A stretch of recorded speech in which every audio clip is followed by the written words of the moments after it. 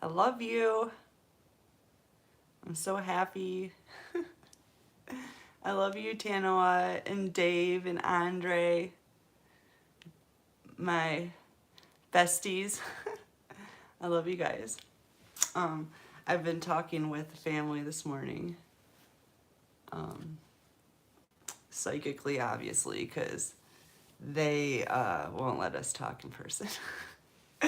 So we work around it, and we had a great conversation this morning, and I appreciated that, guys. Thanks for reaching out.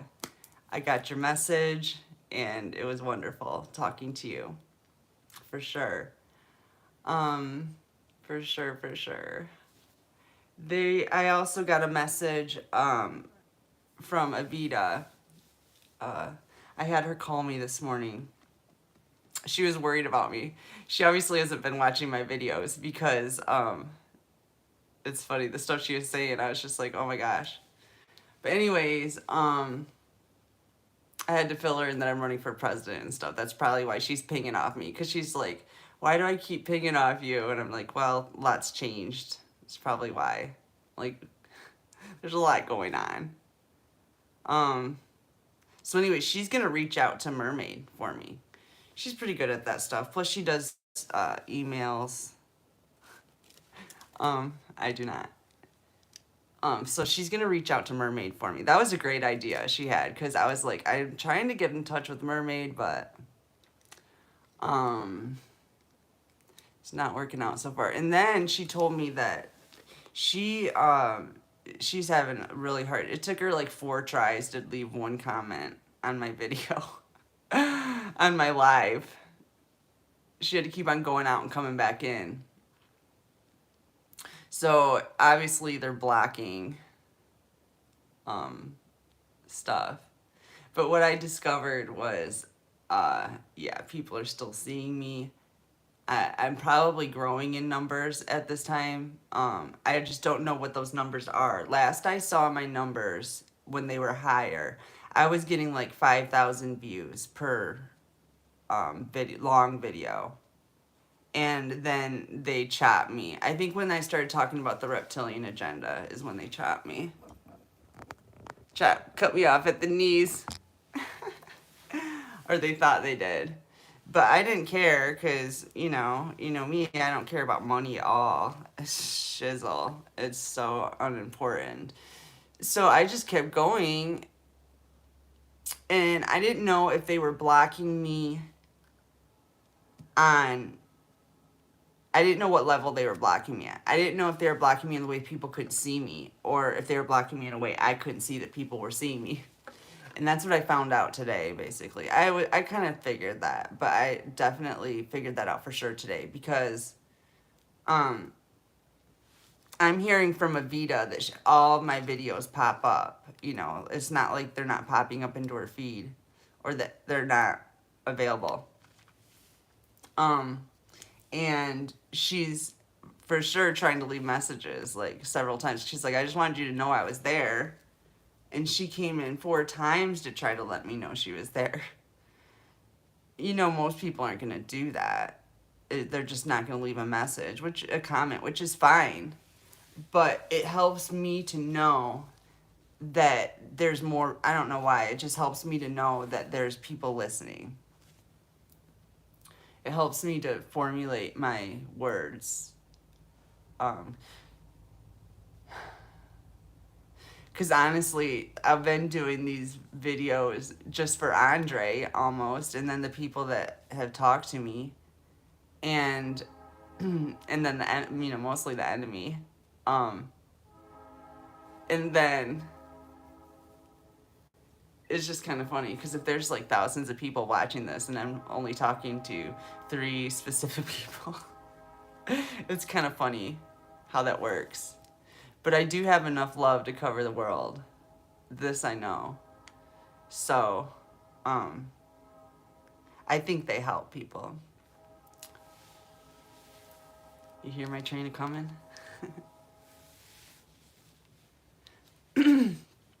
So, yeah, really not a whole lot of news around here, except for I have been working on my presidential campaign, Beth for President. I decided to shorten it. Um, I often shorten things to make it easier for myself. And it just seemed easier.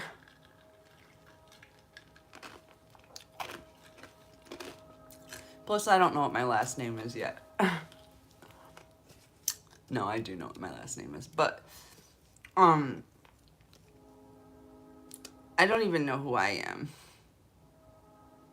Like, actually, yet. Genetically. I know who I am spiritually. But I don't know who my parents are. Let's put it that way. And I don't know where my heart is. I don't know, Tanoa and Dave, if you've heard about my heart, but they stole my heart. Oh, yeah, I should tell you that story. I was going to get into that, but I didn't want to do it all wrapped around the election. In 2002, I got a blood infection that MRSA that attached to my heart, supposedly. Oh my God, there's nothing wrong with my heart, okay? Oh my God. They stole my heart.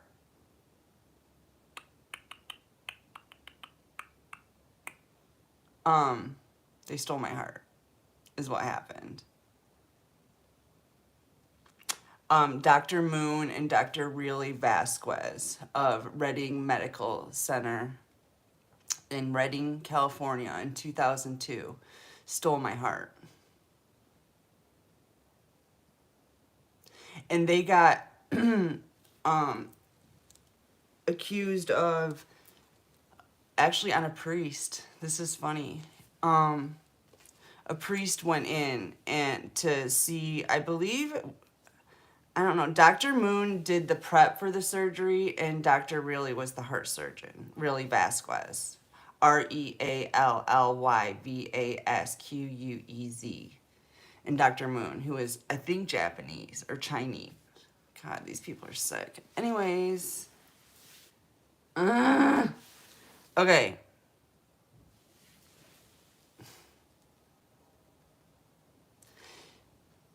So this priest was told by Dr. Really Vasquez and Dr. Moon that he needed a quadruple bypass, open heart surgery. And this priest, and they'd been doing this on people that thought they were healthy. But all of a sudden, lo and behold, there was something wrong with their heart, and they would go have surgery with these guys. Well, this priest got a second opinion and filed criminal charges against them. And this was literally a month after I got home from being in the hospital there and having them steal my heart. I had a stroke from the MRSA. It was actually in my brainstem. I don't know how I made it, but I did. And I was in all system failure, organ failure. And according to Andre, they should not have ever cut me open at that time. Andre's a medical doctor, by the way. Well, no, he's not. He has been, though, before. He actually went back to school because he was like me. He didn't like the medical field. It's too sick and twisted. And so he went back to school and got a PhD in, I think, biochemistry. Sorry, Andre, it's been a while. I can't. Biochemistry? Okay. So he's very, he's our medical team, him and I. But yeah, they stole my heart. September, I turned 27 in the hospital there. September 19th, 2002.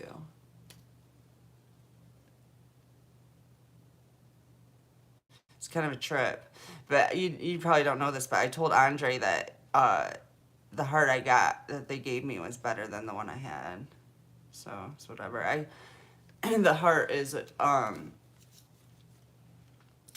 Yeah, it holds your mitochondrial DNA.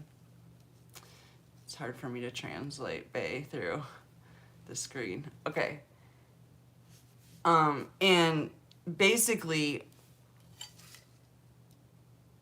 that's from your mother's side. But that's like neither here nor there because I don't even know who my parents are. But regardless, I got a heart that made me happier than the one I had before. I was miserably depressed before I turned 27. And when I couldn't walk, I couldn't even talk. I didn't know if New York City was north or, see, it was west or east of California. I didn't know who the president of the United States was. I was devastated. I was like, oh my gosh, I'm stupid. Like, oh my gosh, oh my gosh. Yeah. So is that Jesse? Oh, it's Jamie. Hi, Jamie. Good morning. So, but after I got over being devastated about being stupid, I was really happy. Like, I was super happy. It was weird. And, yeah. I still haven't gotten all my brain back from that. I used to be a lot smarter. Like, a lot smarter. I can't process the way I used to be able to. But it's probably a good thing because my programming was so bad that and I was so depressed that it's almost like it broke up that stuff, you know, and it made me be able to kind of see the light of day again. And I had to fight for my life and I had to learn to walk and talk and swallow everything. It was my left side and I'm left-handed, which was honestly a blessing because it forced me, I think, more to use the left side because it's really easy to neglect the side that's weaker. And I was completely flaccid after the stroke. I was in a coma for a week. And I told you about the neighbor in that fentanyl pill. When I ended up in the hospital that time, it was from aspirating. I was in a coma for a week then too because they had me on a ventilator, and I guess I pulled the tube out and stuff. I was fighting them. I was fighting them because I thought they were trying to kill me. And the last time I was in a coma, it was the same thing. And sure enough, when I came, since I started looking back on that stuff, what I was remembering and them trying to kill me was actually true. My family kept on pulling the oxygen out of my ventilator. They did it twice. I remember the nurse running in and being like, what is going on? Like, how did this come out of the wall? But my family had just been there. And not only that, but when I came out of the coma, they never came back to the hospital. I never saw them when I was out of the coma. And I was there for another week.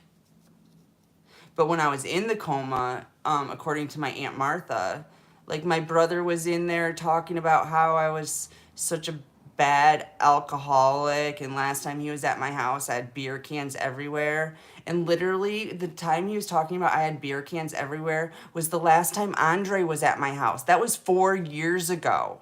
It was like literally 2 years later, and they're in a hospital going, she's so messed up. And then they're telling my aunt that she needs to cut me off, and I need to hit rock bottom and all this shit because I got roofied and almost died. And then they're coming in there pulling the oxygen out.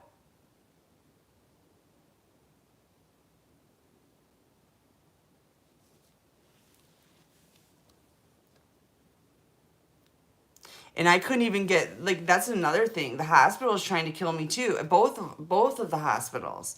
I couldn't get the nurses to take care of me.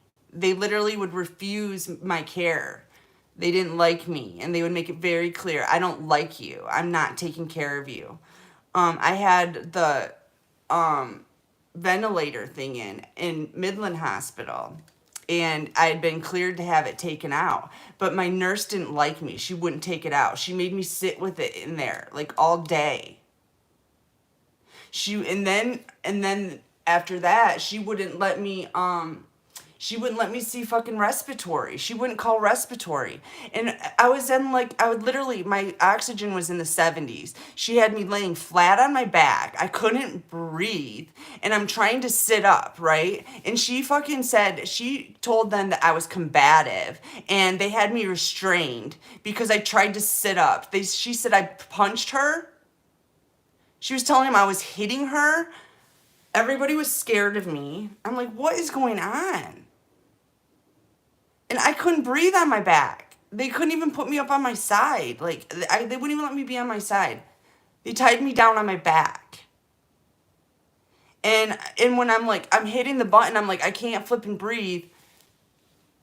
I'm like, my oxygen's in the 70s. She's like, it's fine. That's fine. And I'm like, no, it's not fine. It was literally, I'm looking at it, it's 71. That's not fine. Your oxygen's fine. I don't know how I made it out of there.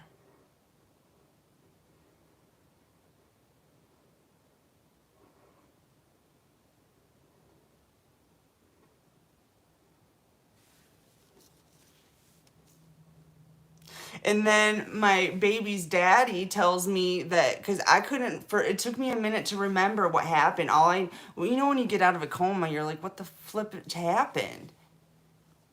It took me a while to remember what happened, but I remembered, and my baby's daddy told me that, because I couldn't remember, and I'm like, what happened? And I'm thinking he's gonna help me or something. You know how it is. You reach out and sometimes and just, dumb shit. I'm like, what happened? And he told me that the ambulance got there. I was laying in the front yard naked with my phone calling 911. That's what Mike told me. So I freaked out. I thought I'd been raped.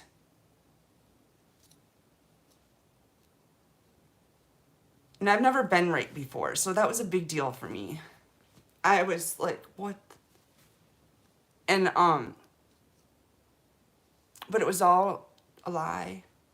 As a matter of fact, then when I remembered finally, when I woke up, I had the same clothes on. I literally was laying on the floor exactly where I was standing when I took that pill. And I had puke all down the front of me and all my flipping clothes on. Like, I remember that. But that's what Mike wanted me to think happened.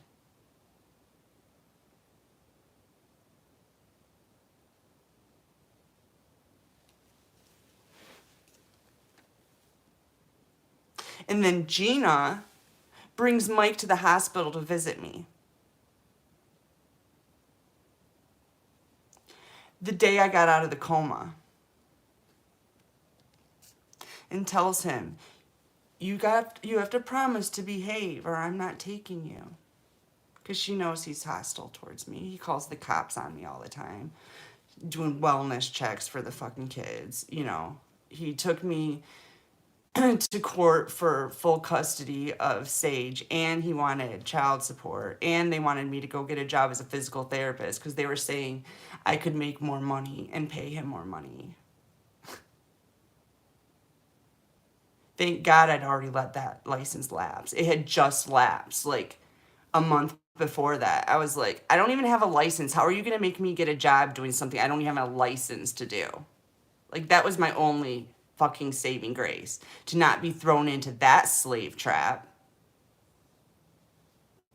that Mike tried to put me in. I don't know. I forgive him, but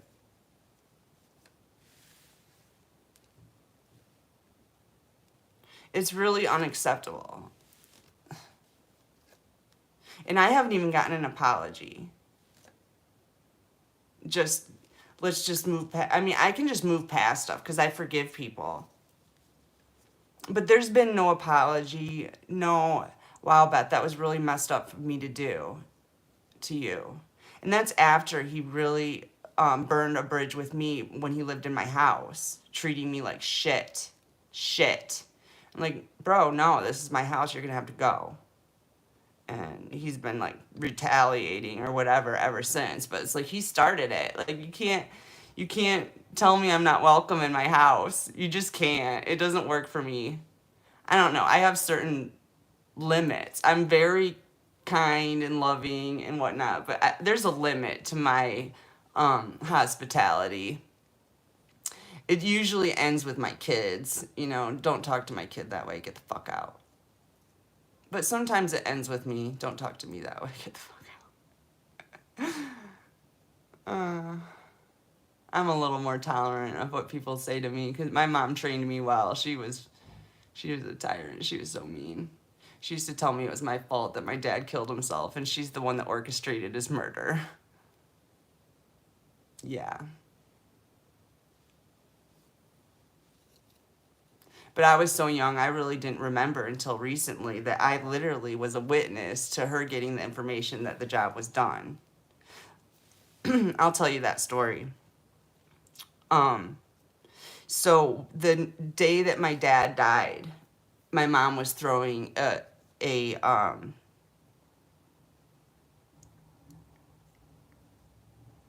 someone's fucking with me right now. A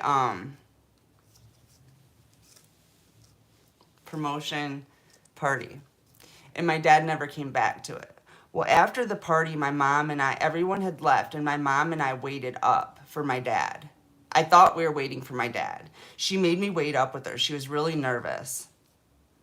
And so I thought it was about my dad. And then somebody came to the door. It was two cops. They looked like the Chips cops. One of them's name was Bowman. He lived around the corner from me on Castle Drive in Midland, Michigan.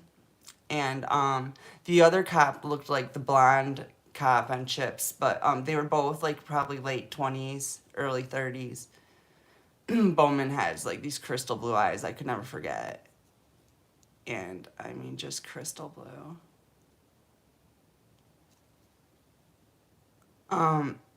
But when they came to the door, my mom's like, what? And Bowman was just staring at me, and he goes, what about her? And she looked at me, she goes, oh, she'll never remember. And then the other cop goes, he's dead. And she's like, okay. And then she shut the door and told me to go to bed. But she never cried, never anything. She only wanted me up until they got there. My mom used me as emotional support, and I was happy to do it for her, but I didn't know what I was supporting her in.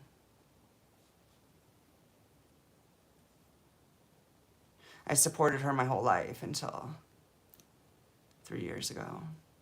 Till she attacked me too much. I couldn't support her anymore. But that's over.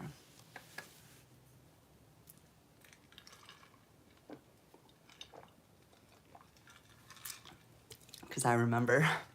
I always remembered it. I just didn't know it was significant. I always remembered that. It was never a mystery to me. It wasn't until Andre was like, hey, you know, what about this? I was like, oh, yeah, I guess that is significant. Or wait, yeah, that's significant. And that's also, Andre's also how I figured out where the gold's buried. I know where the gold's buried. I know exactly where it's buried. As a matter of fact, I already knew where that was buried too. I've been looking at that spot and looking at that spot. Something about it. Something about it. And I just looked at that spot recently. It's just something about it.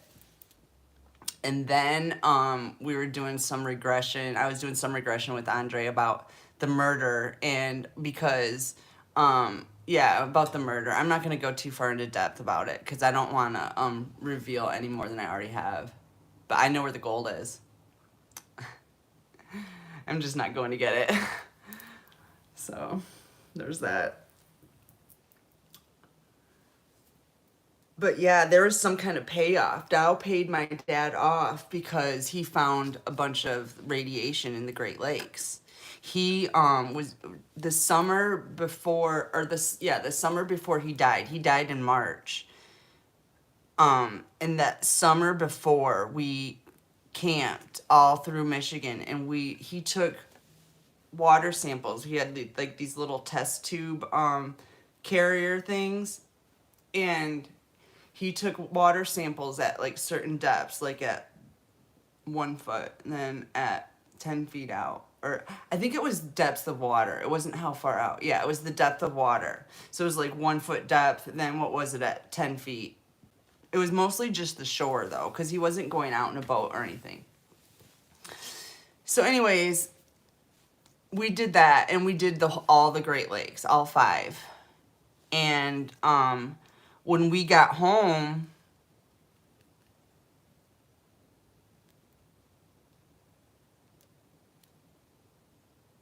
I don't know, shit got really weird and started to unravel. My dad knew something, and they paid him a bunch of money for it, and they gave it to him in gold and stocks. They gave him a bunch of stocks, and some of them were in my name. My mom sent me $11,000 worth of them back in 2004 because I called her and asked her for $20 because I was literally starved. My ass was bruising when I sat down, and I had no money. I had no food. I had 2 jobs, and I just got in a place, but I just really needed to eat, and I wasn't gonna get any money for like another week. So I called my mom and just begged her for $20, and she said no. And then a week later, I get $11,000 in Dow Chemical Company stocks with a note that said, "This is all of it," or "This is the rest of it. That's the rest of it." And I'd never seen stocks from, so I didn't know what she was talking about. But my mom literally, every bit of mail I ever got from my mom was already opened. Like, she went through every single piece of mail of mine that she got in her hands. But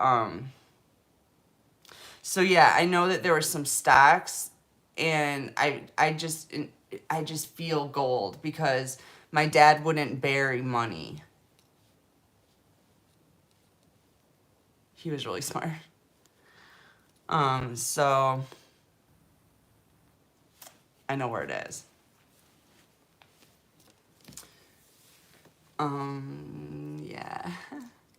Because they paid him off to shut up about what was in there. And I think he took it, and, he was really smart. Like I said, I think he took it and was trying to play off like he wasn't going to say anything. You know what I mean? And then try to figure out how to handle it from there with the money safe. But what he didn't know was, and I think he did know this honestly, is that my mom was working behind the scenes to have him killed. And I feel like he knew this. I really do, because he went and buried everything, and he did a bunch of stuff like people do when they know they're going to die. And I feel like somehow he knew my mom was involved. And then, like, a year after my dad's death, my mom's already having a big Catholic church wedding, with a prick, okay? He was not even nice to her. Like, I don't even know how that happened. Like, what happened? What were you thinking? She was miserable. I was miserable. But what's new? So...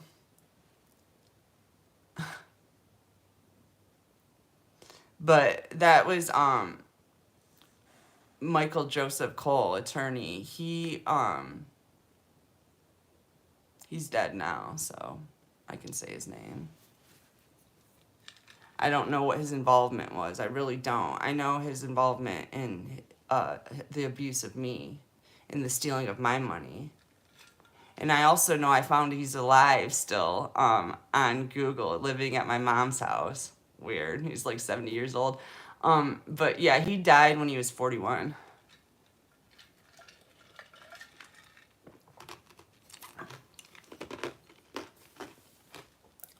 So I'm not sure. And he died of a rare form of cancer, which I'm finding is magic or poisoning. My mom's a Black Widow. She killed him too.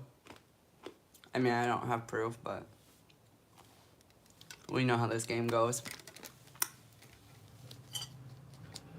And I honestly saw it coming. I actually saw it coming. But I didn't want to believe it all the way. You know how it is, you know, but you just don't want to know. Now I'm just like, I know and I want to know. We're going to go ahead and root it up and figure out exactly. I mean, I pretty much know everything I need to know. I just thought I'd fill you guys, like, let you guys get to know me a little bit better. Tanoa and Dave. And, yeah. I don't know. And, Sarah, I'm going to call you today in a little bit. Like, probably as soon as I'm done with this. And do a reading for you. Get to the bottom of that.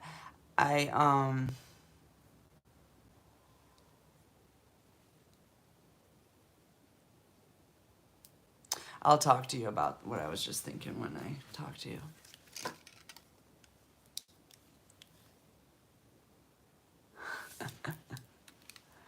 Investigators, this Sharon Taylor, she knows about a trap house.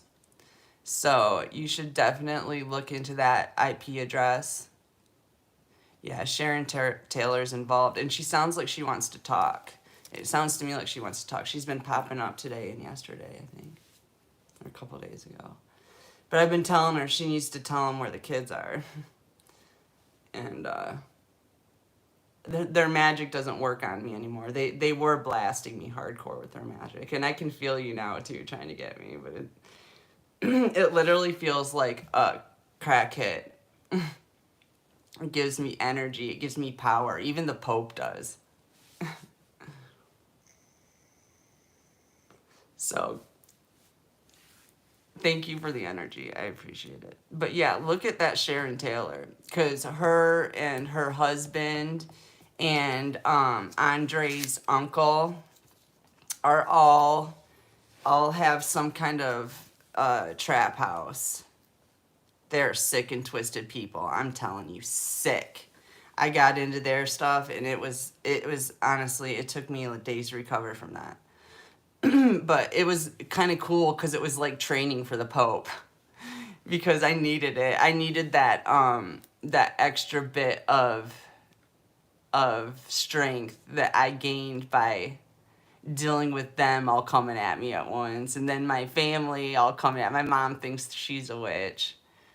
She does stuff like the graveyard match. She has me eat, her pee and probably her poop too. I think her shit too, and I end up septic all the time. Like I just end up septic in the hospital randomly. Like I'm almost dead because I don't like to go to the doctor. And when I say all the time, it's happened like 6 times, like a lot. It's not normal. It's not normal. One time it was in my lungs. Like, it's not normal. I got MRSA in my lungs. And I'm a healthy person, you know. It's not normal. I've literally been sick for the past 4 years. Like, sick in bed. Almost couldn't get out of bed for 4 years.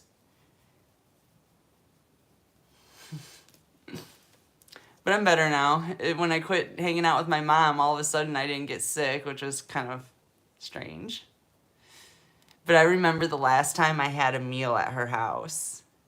And she made cheesy potatoes, and they're my favorite. And my mom never, like, does anything nice for me. So she's like, I made your favorite.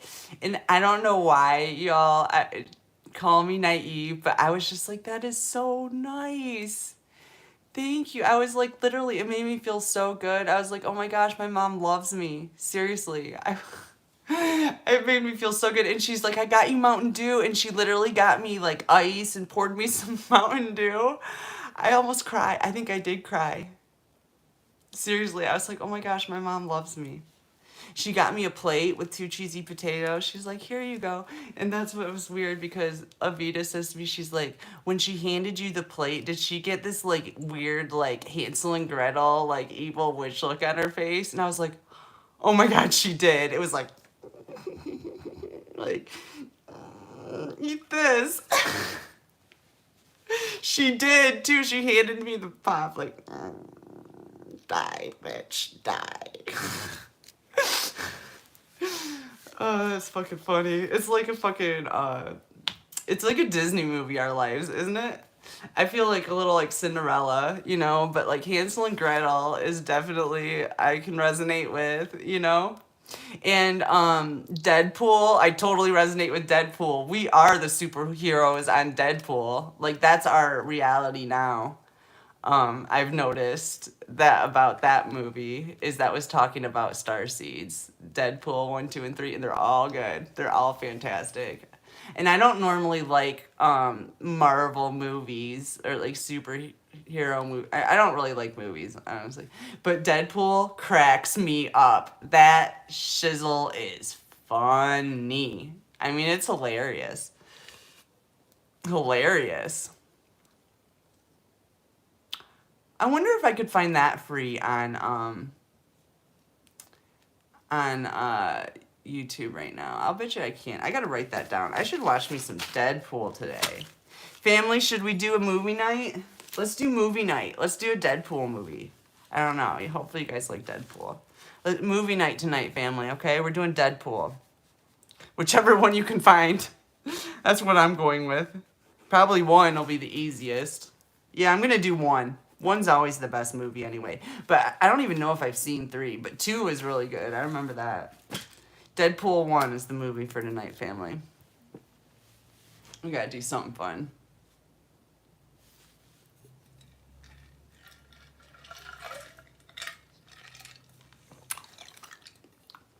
Yeah, Sharon Taylor. Trap House. Trap House.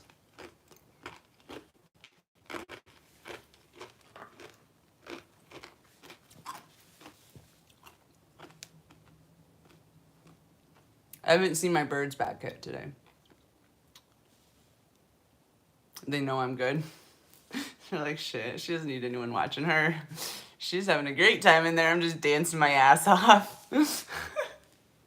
How'd you like my music video? I love that song. I posted it on my page. I don't know. I noticed it came up as original music. Usually it copyrights stuff like that. So I don't know who's exactly that is. It is posted on my page, like the actual artist and everything. But I love them, whoever they are. I'm sure they'll find me eventually. I'll probably owe them some money by that time. It's going to be famous, that video. The words of the song are perfect, and it was like perfect timing too. I just love God. I love God so much. He's got such a great sense of humor. It's just, life's so funny. I love it. But it literally, I had, like, I told you I don't have another phone. Andre, I told you I don't have another phone to do music videos, or I would do more. I love dancing.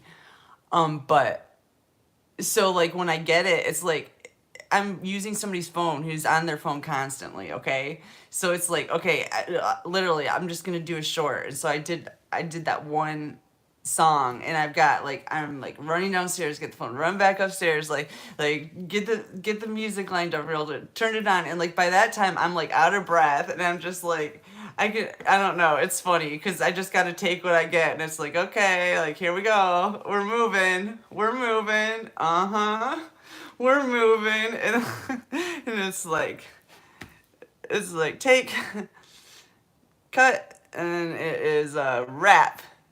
It's a wrap. It's a wrap. We got it. My yeah, my marketing skills are probably a little. I've actually never been in marketing. That's done. But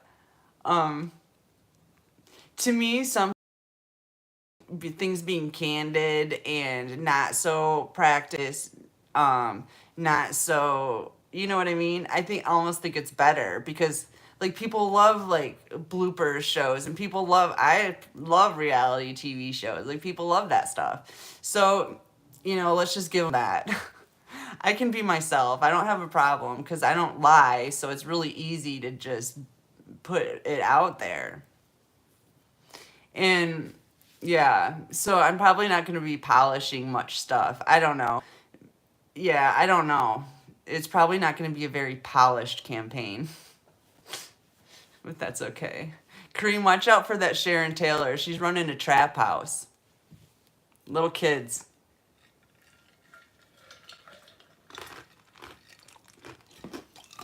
Um,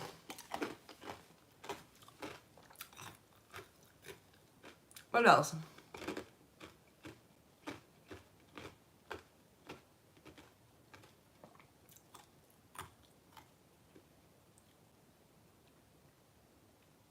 I don't know.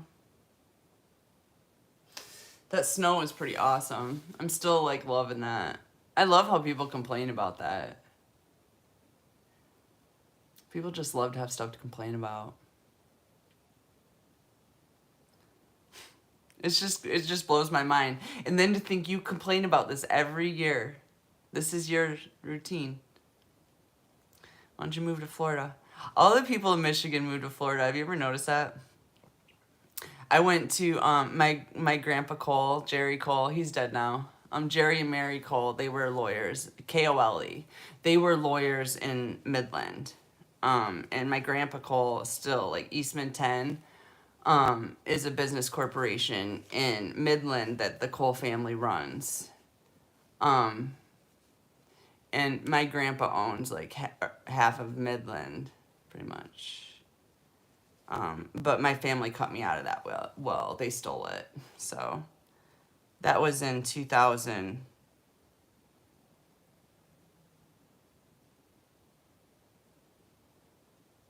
I forget. Anyways, it was back there. Somewhere back there in the past. I don't even care about the money anyway. It's just the point. You know what I mean? I'm just saying. I'm just saying they stole it. You know. But anyways, we'd go visit Grandpa in Fort Myers, Cape Coral.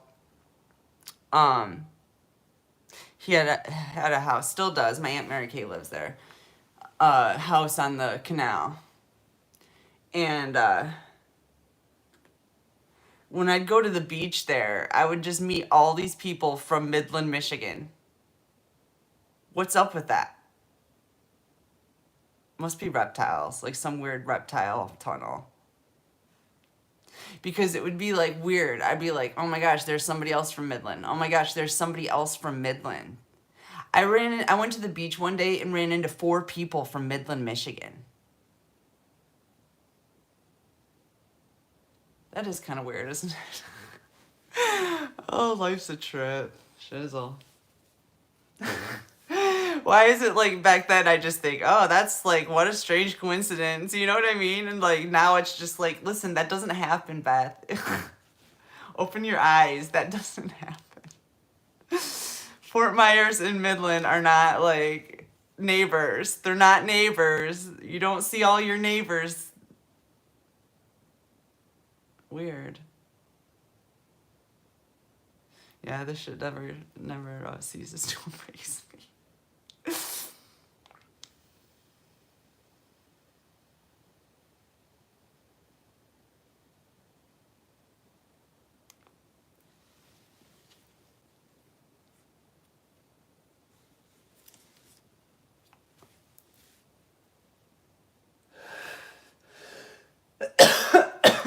It's funny how I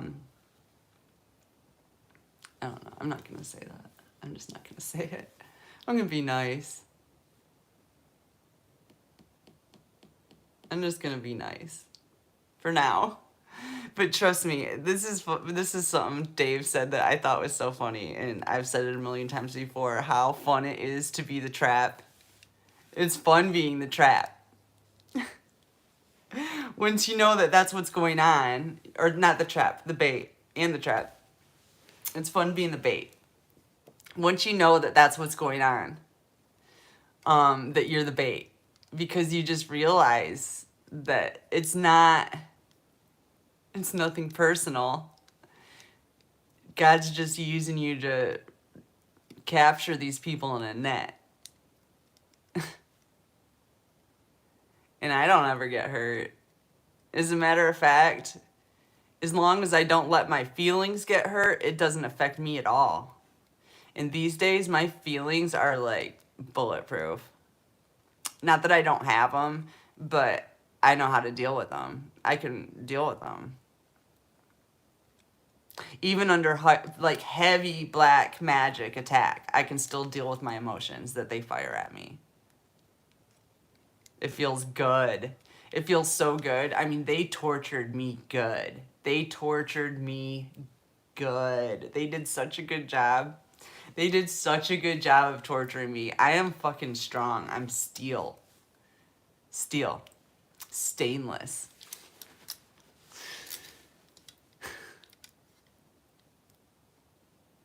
They did such a good job. Thank you, by the way, Dark Force. You really did.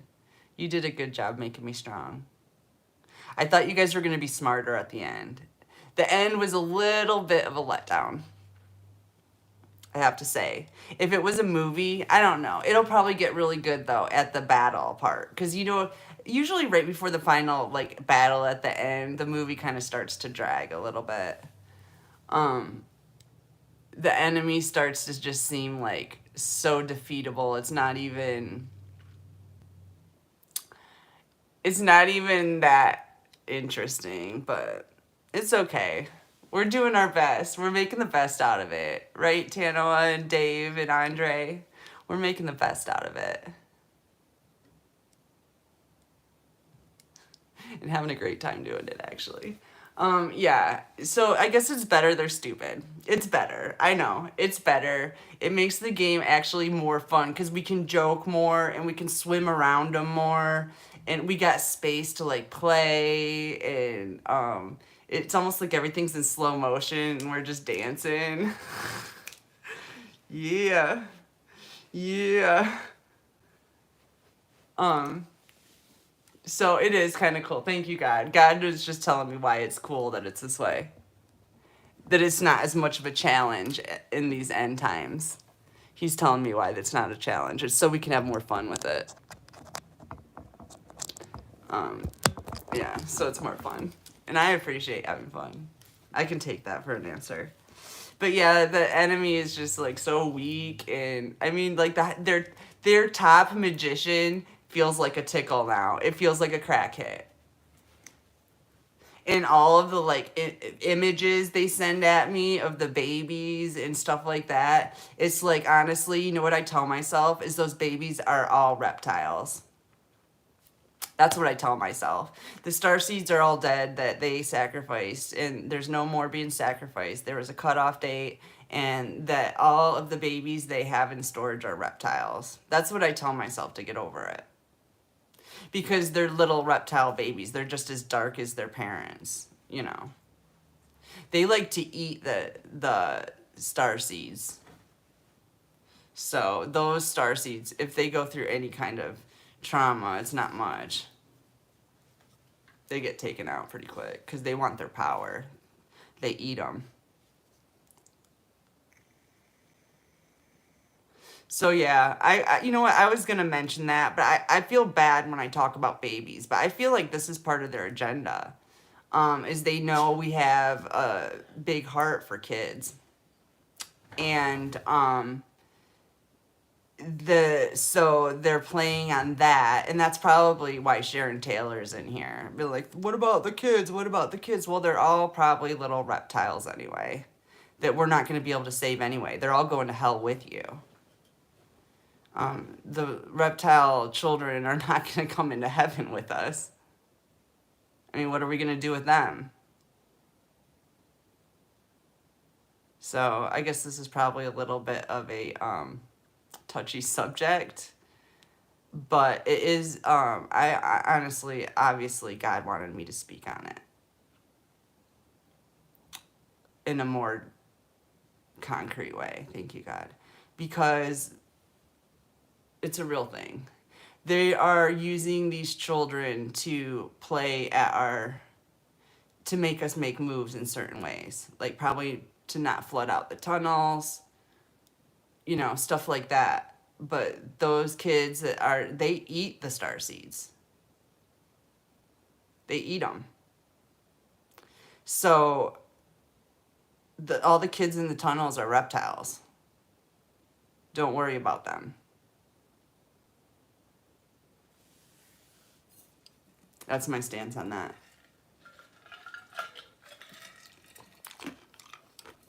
That's how God told me, we're not going to cry about this anymore. It's all taken care of. They're reptiles, and they're going to die with the rest of them.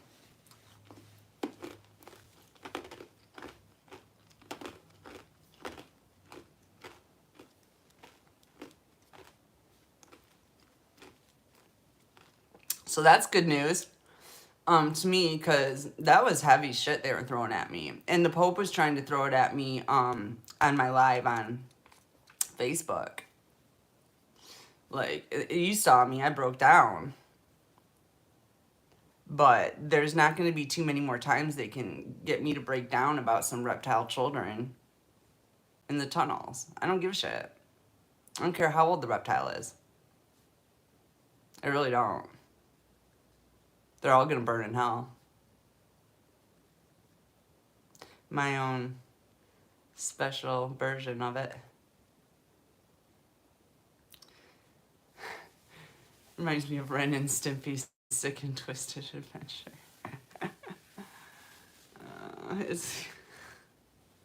We'll come up with a name for it.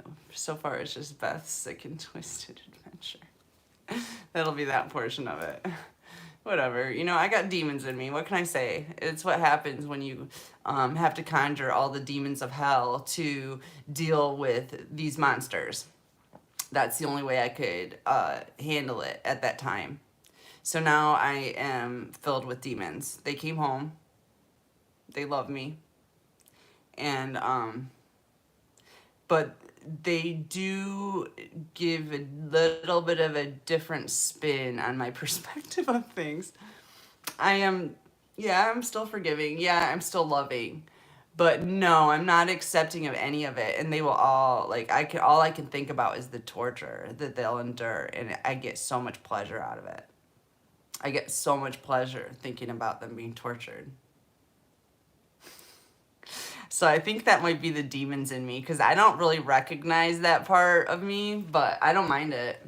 It is what it is. I talk about this all the time. As an ascended master in the process of evolution, everything changes. It flip-flops all the time. Everything flip-flops all the time. What's up is down, what's down is up.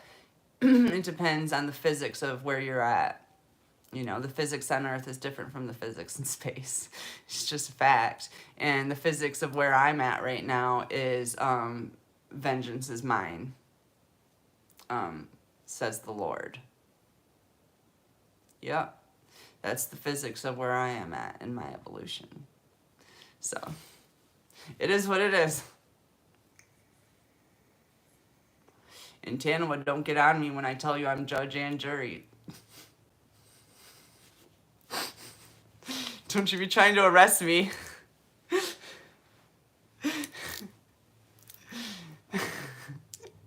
I don't give a damn. I'm judge and jury.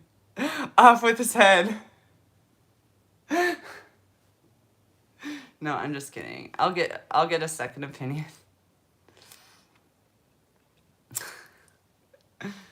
I'll get 3 other opinions at least. But we're gonna have a panel, actually, is how that's gonna go. Probably of 12. Oh my gosh, we're gonna have a panel of 12, y'all. 1 representing each tribe. Okay, that makes sense. Makes a lot of sense.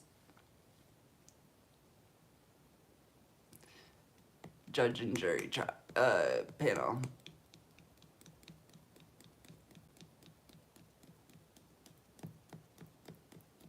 The reptiles are going downtown. I've already forbade them from looking at me. I forbade reptiles. I forbade reptiles from setting eyes on me. I'm like Medusa, you'll turn to stone. Don't do it. Don't do it. I'm telling you, it's not a good idea. God promised me, you're done. just for looking at me.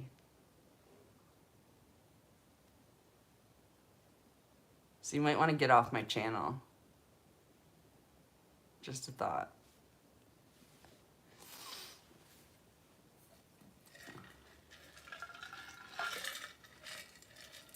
I don't like reptiles looking at me. I never have.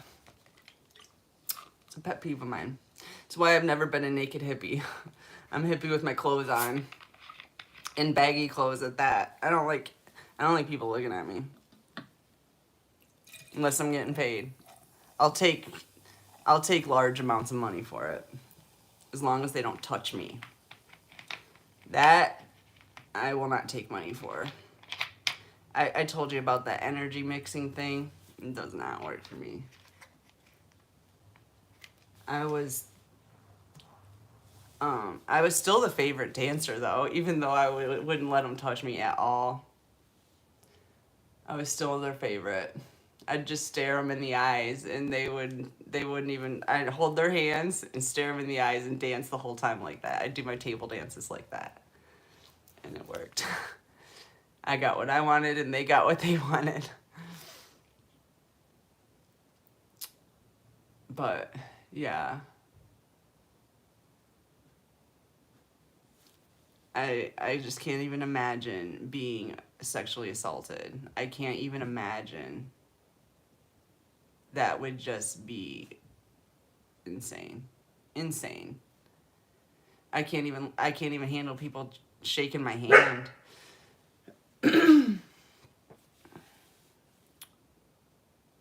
That's another reason I've never dressed provocatively, because I don't want anybody even thinking that about me to invite that kind of attention. Not to say that it couldn't happen if you weren't, but let me tell you about one time I got really messed with by the cops. I was in Denver, Colorado, and I lived on, what street was that? Iola Street. It was right next to King Super. Shut up. It was right next to the King Super on Iola Street. And there's a Grateful Dead bar on Colfax. And my house was really haunted, and my boyfriend was off smoking crack somewhere. So I decided to walk up to the Grateful Dead bar. It was like 1 o'clock in the morning. And all I had was change, too. I didn't have any money. I took my change jar with me, okay? I thought I'll get one beer. At least I'll get me out of the house for a minute. So then when I was leaving the bar, I went to a payphone. This is back, tells you when this was. This is 2000, or this was 2000 probably. So anyways, I stopped at a payphone to call Scotty to see if he's back from his crack binge, because I really did not want to be home alone. And when I got off, I called, no one answered. And then when I got off the phone, I turned around, there was a cop sitting there, and he wanted to arrest me for prostitution. And I literally had sweatpants on, a sweatshirt, and dreadlocks down to my ass.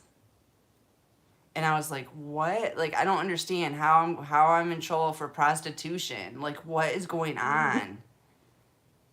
And so then he made a deal with me that he wouldn't arrest me for prostitution if he could give me a ride home. And I was really not happy with that either, because I lived on Iola Street in flippin' Aurora. It was a crack. That's where people went to get crack. And but I didn't want to go to jail, so I took the ride. I had to get dropped off, and then he wanted to come inside, but I absolutely made that clear that was not happening. But that was really weird. I don't know what was up with that. That was strange. Like, super strange. Yeah,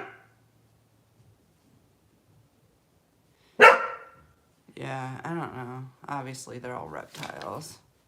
I got pulled over by Jerry Garcia once, though. That was fun. He was awesome.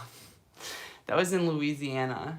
It was Steve and I were coming into Louisiana from Michigan, and I had this tin of weed. It was like Mark had given it to me for traveling. It was one of those military mess kits. It's like metal, and it has this metal bar that comes down and then it hooks on. You like, and I put my weed in there, and we're getting pulled over. We have all of my shit in the car, like. The car's full, 2 dogs sitting on top of all the shit. And we're getting pulled over. And so I was like, oh shit, we're getting pulled over. And Steve takes this tin. I don't even know what he was thinking, dude. This is so weird. He pulls up the floor mat, takes the tin and empties all the weed out under the floor mat, and then like tosses the tin in the back. I was just like, what the fuck is going on? And then we get pulled over, and the cop's like, do you have a, what do they like to ask for? License and registration? I was like, oh, I have a license. I had temporary tags on my car. Oh my God. I'd had this car for like a year already. So I didn't have insurance, didn't have registration, didn't have tags. Had a driver's license. And I was just like, oh my gosh, I don't have any of this stuff. I'm moving. We were leaving Louisiana. We're going to Austin. That's exactly where we were. I was like, it didn't seem like a north-south thing. It seemed like a east-west thing. Yeah, we were on our way to Austin. We were we just got off one of those bridges, by, Baton Rouge. But anyways, so I was just like, I don't have any money. I am escaping from people who are trying to get me into this little pee-pee club, you know? And I was just like, I don't have any money. I was like, but I'm going to get it. As soon as we get there, I'm going straight to the first club I find. I'm going to get on that pole, and I am going to get me some insurance. That's what I told him. And he says, all right, honey, you have a nice day. And he's all southern accent and shit. But he looked just like Jerry Garcia. Just like him. Exactly, in a cop's uniform. It was trippy. And he was so nice. It was like Jerry Garcia with a southern accent. Oh, that was fun. That was I've actually had a few really good things happen with cops. I have another good cop story. When I was in Austin, Steve was a really bad addict. Okay, he didn't like to be conscious. Basically, was his thing. It was a rough relationship, but I loved him so much. But he didn't really like consciousness. So we were having one of these days where we were arguing about if it was 6 o'clock at night or 6 o'clock in the morning. I don't know. He'd get so stupid I get mad because I don't like stupid people. And it was just like, oh, I get mad. Like, why do you have to be so stupid? Like, why can't you just get high and stop?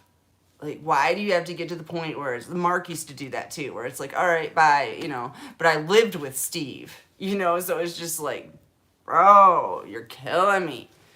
Anyway, so it was one of those moments. And we lived by Mexico. There was plenty of narcotics, prescription meds. And he was on, I forget what that stuff was. Started with an Rohypnol. That stuff made him so stupid. Oh my God. But anyways, he got his hands on a flipping bottle of it. And it was a rough week. And so we got in an argument. Then he said I was crazy. And he called 911. And he wanted me committed. And, okay. So I took 2 Valium. I took 2 Valium for bed, is what I did. And forgot he'd even called the cops. I don't know how long it took him to show up.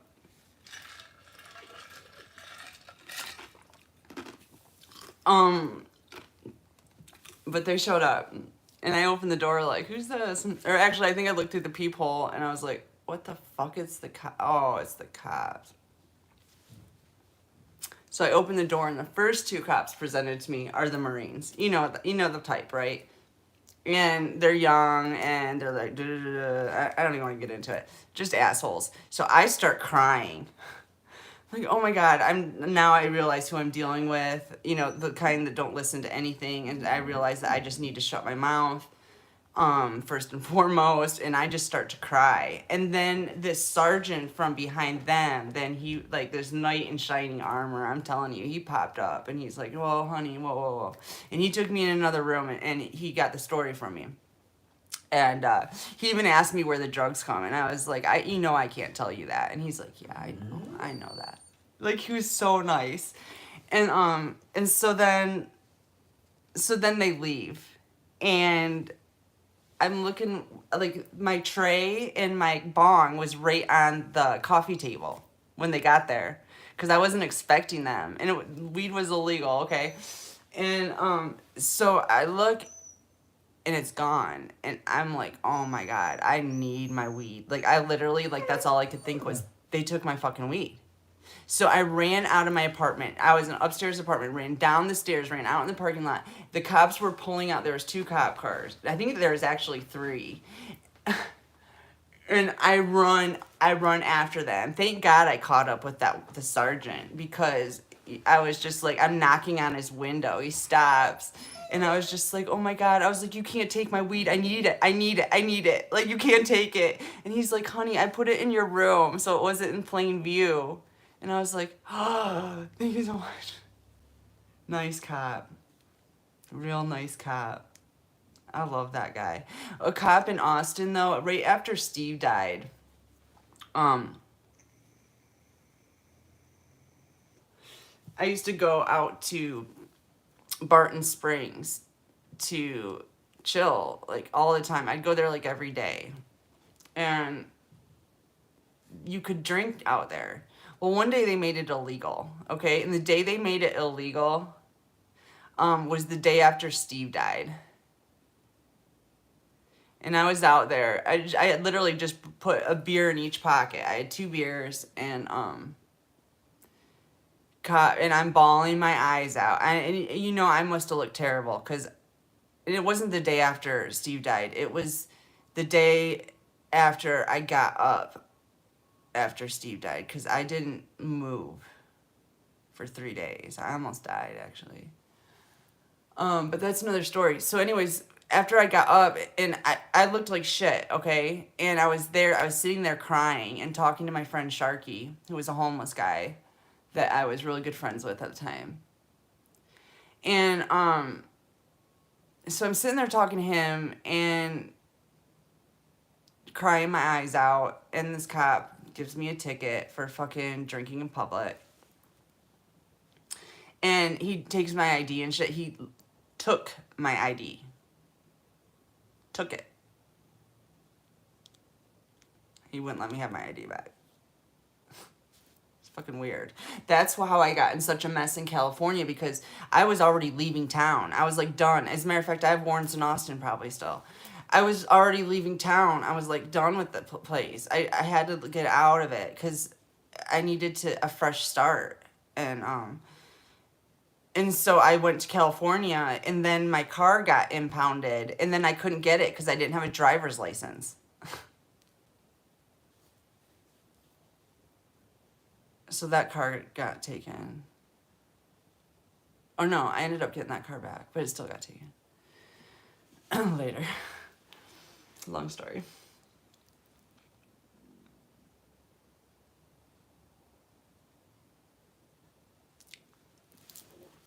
But yeah, that was weird, I thought, that he just took my driver's license. It was like, maybe it's something that they do. I don't know, but it just seemed weird to me.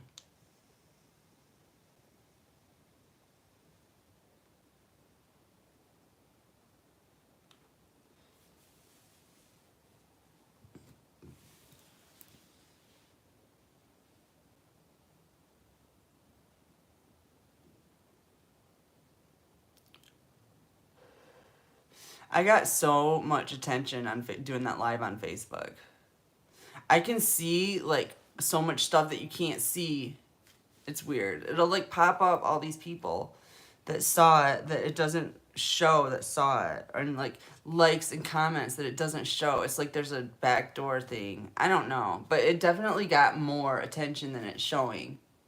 And the fact that I even got that many people to reach out to me all, I was surprised, honestly. And a lot of people are saying they will support me. Like a lot of people are saying they support me in this. And like actually, there's a whole group of people in the area where I'm from that all like got online when I went on there and were just like crazy excited about this, and everybody's reaching out to me like wanting to be involved in the campaign, and it's like kind of cool um to have that like local support that I've never had. I guess I never came out quite in this way. I've been more beaten around the bush, but and it is a different time, but it's crazy. I was surprised by the support I got on there. And especially when I ended up like I was gonna try and do this like normal campaign speech, you know what I had planned, and then I like see my daughter, and then so I just want to talk, and so that was actually really helpful. That's like how Andre helps me too, because I'm just like if there's no one to talk to, you know what I mean, but he'll just like pop up and I'll be like, okay. And then I really want to because I love him so much. And then but I was doing that live and then I saw Mom and I was like, oh my God, Lily. And then I was like, this is what's going on. And that really got me talking. And I think I was watching that back and I think that really helped my speech because, it was way more personal at that point. Then it kind of became like my channel. And I'm starting to see that maybe that's how my campaign's going to be, is more like my channel. Just like me checking in to check, to see what's going on with the American people and communicating with them, through the chats and seeing what's going on, just kind of touching base with everybody, just like I do here. So that was kind of cool to see that the good response people ended up getting from me just kind of going off of the script. And hey, you need to go lay down.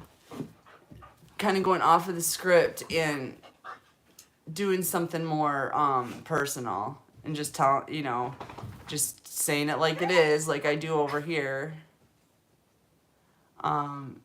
It's weird how you get this feeling like you need to change somehow, like polish your, be presentable in some way when you're trying to be like, hey, vote for me for president. But, honestly, like if you're going to lead people, you got to be one of them, right? I mean, you don't really want to be all up there looking like you're a flippin' robot. So maybe that will work to our advantage that I am not one to put on a show or dress the part. I just don't. So maybe that'll work for us because I really did feel that pull to change, be more polished, more presentable to the people so that they would take me seriously. But really, in all actuality, on my channel, people have taken me more seriously since I stopped trying to be more presentable. So maybe that'll just work with everybody. Maybe that's the key. That's probably the key to break this code of dealing with totally brainwashed people. Is to just get on and be like, hey, this is it. This is just the way it is, The best part about being able to say how it really is in my position is I have learned how to process all this crap that people are shooting at me. It is just what it is. And I really don't care. I just don't care. So it's easy to deal with. I shouldn't say easy. It's easier than it used to be to deal with sensitive issues because I see it in so much more black and white. You know, I always thought that was funny how they called borderline personality disorder like a problem. Now, granted, it has these weird symptoms that they say is part of it, but that honestly is all bullshit. But regardless, they're saying to see things in black and white. The medical profession is saying to see things in black and white is a psychosis. And it's actually, and I've always thought this, it's actually not. Seeing things as a muddled gray area all the time is a psychosis. You need to understand what's going on. It's black or it's white. That's it. It's just it. That's all there is to it. There is no gray to muddle through. There isn't. So it's just kind of funny how they set that up right in the DSM. Is it the DSM? Anyways, they set that right up in there to tell you that like normal thinking is psychoses. Or even like schizophrenia. That's not a psychosis. It's normal to hear things, see things that other people don't. That's totally normal. And it's normal to think other people are trying to kill you, because they are. They actually are. By the way, I've never been diagnosed schizophrenic, but I have a psychology bachelor's. And abnormal psych was my favorite class. I paid attention. I wanted to figure out what was wrong with me. Nothing. Turns out I'm normal. It's weird. I thought for sure there was something wrong with me. When I came to the conclusion that I was normal, I studied myself. When I came to the conclusion that I had no psychoses, I was flabbergasted. I was in shock. I didn't know how to handle it anymore, because I figured once I got to the bottom of my psychoses, then I could fix it. And when I found out there was no psychoses, I was just like, what? Well, now what? Now what do I do with this? That was probably like one of the layers of my awakening, is when that happened. I was just like, well, wait a second, there's nothing wrong with me? Oh, we're gonna have to figure out what's going on then. It's a brand new world. Like, this is not, it doesn't seem like, we're not in Kansas anymore, Toto. Follow the yellow brick road. Follow the yellow brick road. Follow, follow, follow, follow, follow the yellow brick road. We're off to see the wizard, the wonderful Wizard of Oz. He is, he is, he is, he is, he is. Because of the wonderful things he does. Dun, dun, dun, dun, dun, dun, dun. We're off to see the wizard, the wonderful Wizard of Oz.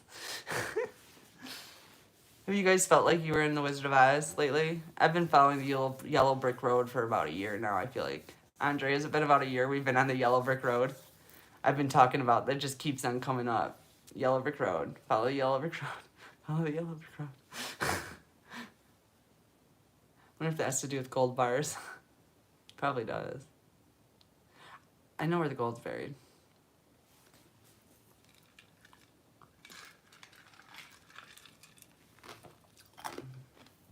Part of me felt like the reason that I never died, I didn't realize my mom was actually trying to kill me until recently. But I did know about the money. It's kind of weird how things come up. I thought she knew that I knew. I was going to figure out where the money was. And that she was going to need me to get the gold. And so that's why I was still alive. And then I realized she was trying to kill me. But maybe she gave up on that. Like, at first she kept me around for that, and then possibly she decided to just try to go ahead and get rid of me so she could get her hands on that I'm hearing life insurance policy that was Grandpa's. I think Grandpa might have put a life insurance policy on himself for me, that they can't get their money on, or their hands on. Also a house, and then also like some money. And somehow it's like they need me dead, in jail, and they gave some to my son. Jerome Cole gave money to Charles Hartwick too. Um, and my family's holding on to that too. So Charlie's life is in danger for sure. But but yeah, I just get this feeling they need me dead so that they can spend that money.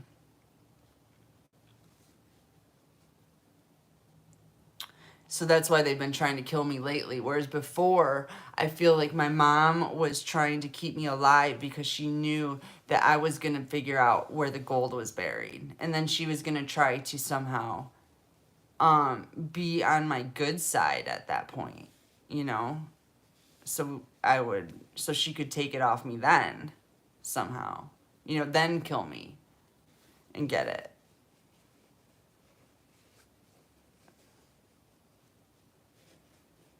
Something like that. Because otherwise, why wouldn't I? It seems like it would have been so easy to kill me. Like, she had me in her care. I mean, granted, she didn't feed me, she didn't do anything for me. But I still had the neighbors. You know, I could still I wasn't locked in a room.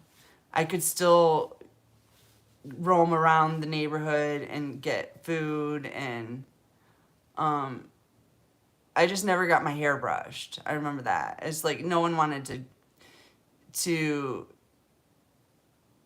be that invasive into my mom's stuff to like actually like bathe me and brush my hair, but they would feed me. So that was so nice because I would have been so screwed without those neighbors. And one of those neighbors actually was Bowman, the one that killed my dad. Would feed me if I'd go over there.